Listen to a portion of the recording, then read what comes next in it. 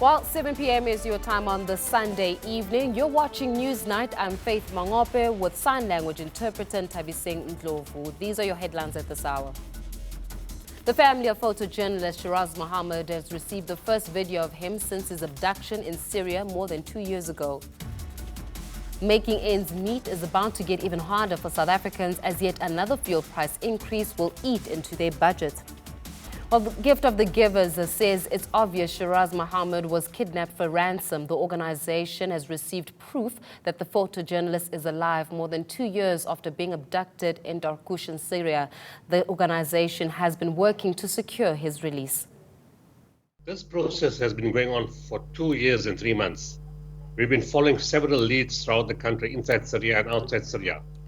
But on the 12th of April, this month, we had a big breakthrough. Someone we didn't know, someone we had no communication with, suddenly sent us a message, and that message had very vital information. And that person was sort of a guarantor that Shiraz was alive. He then led us to a few other people in the chain, and eventually on Friday, the 26th of April at 10 p.m., the video came through on WhatsApp to Anas Alhamati, my Yemen representative who you know was involved with the Yolandi Koki case. Because he speaks Arabic, he spoke to those people, and eventually this video came through. Fortunately, Shiraz speaks English, and of course we got it in English. But the excuse that have been used from the information we've been getting, people create the impression that Shiraz is a foreign spy for a foreign government.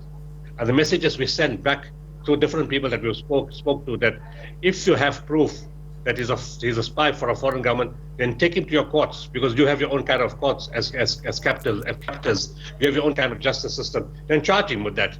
And they haven't been able to do that. So us, it's quite obvious. The only reason why they're holding him and holding for so long is to try to get money. That's the main aim of most groups that take people hostage. It's for money.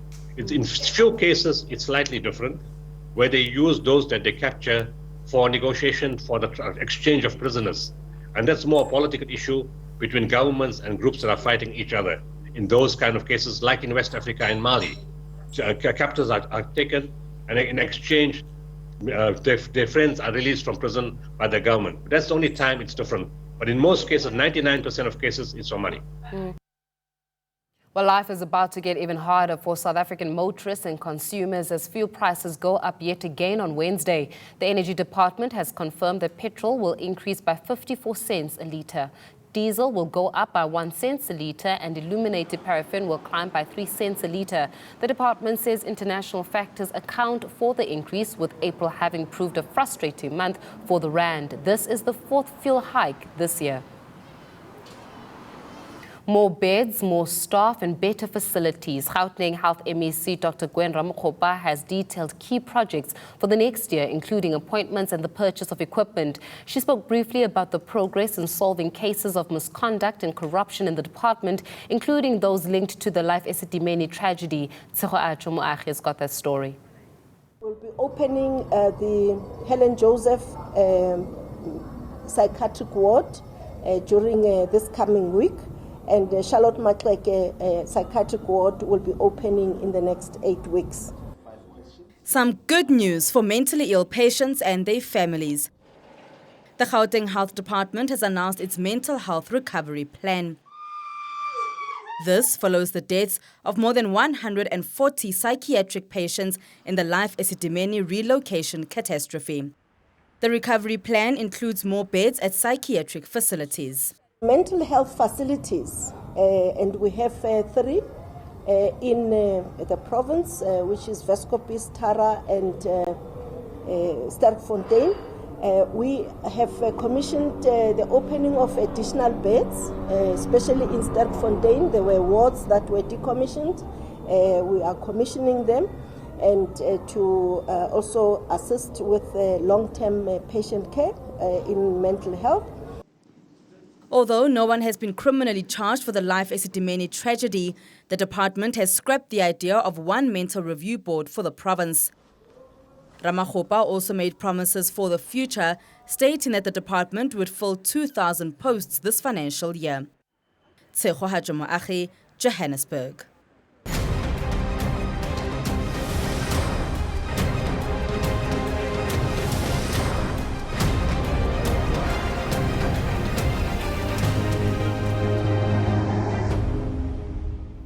While the Western Cape government is declaring a formal dispute with Police Minister Bheki Cele, Community Safety MEC Alan Vindi is fighting for the province to take control of its own policing.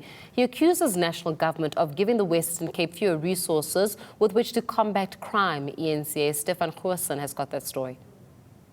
Alan Vindi today drew a proverbial line in the sand and gave Police Minister Bheki Cele 30 days to formally respond to the declaration of a dispute. Failing that, the matter will be heard in court. He says Cele has failed since October to respond to urgent requests for increased police resources in the province. Vindi says an increase in gang violence and murder, as well as the need to keep schools, public transport and state infrastructure safe, requires additional personnel.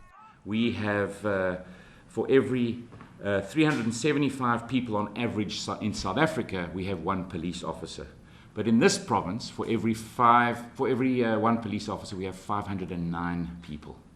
And of course, that's the average in the province. We have hotspots in our province that goes way up to one police officer to nearly 700, 800 and 900 people. Statistics show that between November and March, 1,567 murders were committed in the province. At the same time, the Western Cape Police Ombudsman has found a decrease of 326 police reservists in the last financial year. Crime is the responsibility of the national government. Crime is the responsibility of the ANC in this country, and it is run out of Pretoria, and that is why we are putting the pressure on by declaring this dispute. We need to make sure that the people of the Western Cape are kept safe. Cele's office says it notes the Western Cape government's declaration and will respond in due course. Vindi is also the DA candidate for provincial premier. He's previously called for control of provincial rail transport and energy production. But he says the DA is not seeking an autonomous government in the Western Cape, merely control of its police force. Stefan Kwazulu-Natal, Cape Town. Now, with elections just over a week away, political parties are making a final push to woo voters. This weekend, they crisscross the country. We've got the African National Congress, which sent its big guns to various provinces. ANC Deputy President David Mabuza took the campaign to church in Soweto. He joined worshippers of St. Paul's Anglican Church for a service. Mabuza then went on a walkabout to urge various communities to vote for his party. EFF leader Julius Malema was in his home province of Limpopo. He addressed a packed Matlwereng Stadium in Mokopane. Malema appealed to EFF supporters not to exchange their votes for free T-shirts. He says his party will restore their dignity and that mines must benefit the people. Mangosuthu Buthelezi took the IFP's campaign to KwaMashu. He spoke about issues frustrating many people in the country, such as a lack of service delivery as well as unemployment. Now, he says the IFP manifesto contains solutions to many problems. The party launched its Sizonqoba campaign and unveiled its branded elections bus. Meanwhile, UDM leader Bantu Holomisa addressed communities in the Eastern Cape. The acting Abatembu King is pleading with his subjects to be patient as Zenati Dalindyebo met with President Cyril Ramaphosa this afternoon to discuss whether his jailed father will be pardoned. The meeting went well with my president here, as he has told you that the processes are being dealt with thoroughly. We have to respect the constitution as much as possible. The only thing that I would say now to the Tembu nation is patience. We should be patient. The king will make his way home. Patience. We're dealing with the matter of the release of the king, and he understands very, very well the processes that we are going through. I've received a recommendation from the minister, and I'm applying my mind to it, and will be doing so very carefully, very thoroughly, because it is a serious matter that we need as government to apply our minds to. And fortunately, he has full understanding and has left the matter in our hands. When are you anticipating to take and communicate that decision, even though you are applying your mind now? The matter is under consideration. It is being discussed. is being considered, and I'm applying my mind to it. Thank you very much. How do you react to the pressure that has been put on you by some monarchs in the Eastern Cape and the Land Party? They've given you an ultimatum that you need to release His Majesty before the elections. Well, I'm aware of a number of people who are making pronouncements, who are even putting deadlines, and that's not how we work. We should never work on the basis of ultimatums and deadlines. We need to give matters serious consideration. Everybody should be satisfied with the fact that this matter has been tabled on my desk by the minister. It is being addressed, and it will be addressed properly, because we are not a reckless government. We are not a government that does things outside the parameters of the law. We will act in accordance with the law, because that's how we are. We are a constitutional state, and we must act in terms of all the laws that govern all these matters, and with due consideration to, obviously, the compassion that we need to have, because we are a compassionate government as well. So all those factors need to be taken into account before we take any decision. Well, still to come on Newsnight, the Pope prays for flood victims in South Africa, and Mozambicans are dealing with the torrential rain in the wake of Cyclone Kenneth.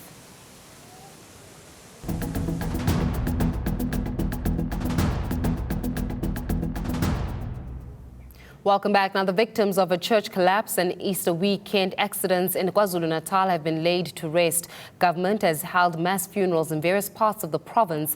13 worshippers died when a wall of their church collapsed in Mpumalanga on the eve of Good Friday. Many others were killed on the roads during the Easter weekend. Tears and emotions punctuated the funerals as scores of mourners thronged to pay their last respects. Provincial Cocta MEC Nomusa Dube described the church victims as true soldiers of faith who died with their boots on while serving God.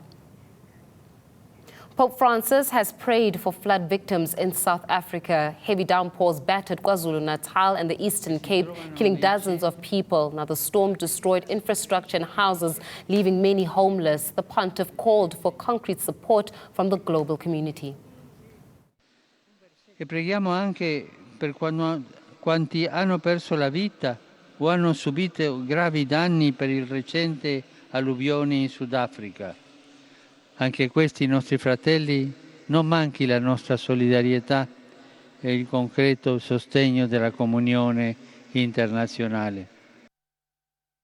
There's serious flooding in parts of northern Mozambique hit by Cyclone Kenneth 3 days ago. At least 5 people have been killed by the storm. An area prone to floods and landslides is being pounded with rain. Kenneth came just 6 weeks after Cyclone Idai killed over 600 people.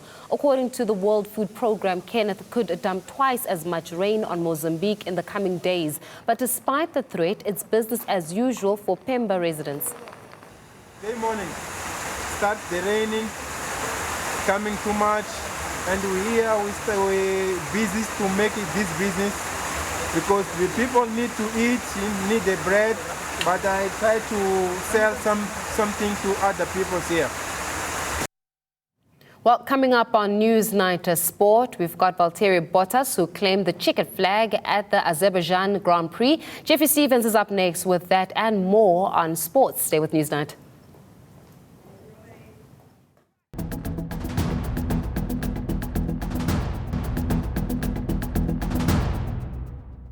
Welcome back. It's time now to take a look at your weather's highs and lows ahead of a start of a new week with Louis Fernandez.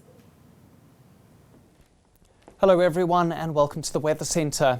Sunday brought sunshine and calm conditions to much of the country, although it was a partly cloudy afternoon in the northeastern parts, and in the morning some of the escarpment areas also received a few drops of drizzle. We'll once again see moisture reaching the area overnight, so Monday morning starts off with some drizzle and fog along the escarpments, maybe even some fog as well onto the high-felt areas of Mpumalanga. And then in the afternoon, that area will once again be clear to partly cloudy, lots of sunshine over the country, and some cloud will start moving in to the far western parts of South Africa. Then by evening, fog returns to the western coastline, and that will take place ahead of an approaching cold front. Looking at your detailed forecast, we see the sunshine and high temperatures persist in the Northern Cape on Monday afternoon. 34 degrees for Uppington, while Alexander Bay will reach a high of 28. Sweltering conditions for the interior of the Western Cape, Vredendal reaching a high of 38 degrees under partly cloudy skies.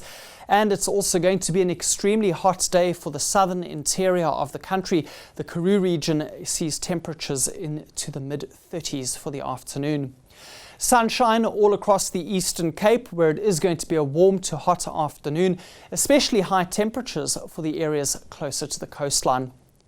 Kwazulu-Natal will be mostly sunny and dry. It will be a warm to hot day in the province as well. And then for Mpumalanga, this is where we see morning fog and even some drizzle possible for the mountainous areas in the east. Light rain at first for Thohoyandou and Tzaneen. In the afternoon, Limpopo will be partly cloudy and warm as those temperatures reach the upper 20s. Not too much change for the start of the work week in the northwest, as we expect it to be sunny to partly cloudy. And it's going to be a comfortably warm afternoon in the Free State, but it will be chilly at first for most areas. And finally, for Gauteng, another fantastic autumn day in the province, with Johannesburg reaching a high of 25. Winds are going to be light over the eastern and central interior of South Africa, moderate along the coastline of KwaZulu-Natal, while fresh winds will be likely in the afternoon for parts of the Northern Cape interior. Heading into Tuesday, we'll see a much cooler day for Cape Town with a possibility of light rain. There could be a few showers and thunderstorms developing into parts of the Eastern Cape. And then for Workers' Day, it's going to be dry across South Africa, sunny and warm throughout much of the interior, but partly cloudy and milder along the country's coastline. That's all from the Weather Centre. Goodbye for now. While recapping on your headlines, the family of photojournalist Shiraz Mohammed received the first video of him since his abduction in Syria more than 2 years ago. Making ends meet is about to get even harder for South Africans, as yet another fuel price increase will eat into their budget.